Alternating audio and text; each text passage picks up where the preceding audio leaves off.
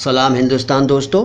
हिजामा शब्द आपने सुना होगा। हिजामा, आज इसी के बारे में थोड़ी सी जानकारी देता हूं, लेकिन इससे पहले कि मैं बोलूं इस बारे में, चैनल को सब्सक्राइब करने के लिए आपसे कह रहा हूं। अगर आपने चैनल को सब्सक्राइब नहीं किया है तो कर लीजिए, और वीडियो को लाइक तो पहले से कर लीजिए, क्योंकि बाद में आप भूल जाएंगे। अच्छा तो आपको ये लगेगा।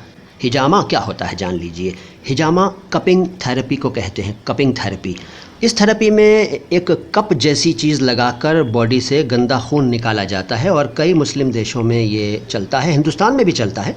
इसका एग्जाम्पल सुनिए। मुस्लिम देशों में सैकड़ों सालों से हिजामा द्वारा इलाज कराने की परंपरा चली आ रही है।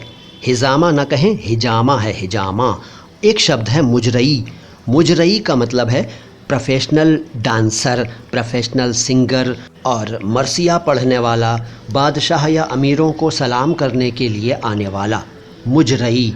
वीडियो अच्छा लगा हो तो इसको दूसरों के साथ भी शेयर कीजिए, और दूसरों को भी इस चैनल के बारे में बताइए। शुक्रिया। सलाम हिंदुस्तान।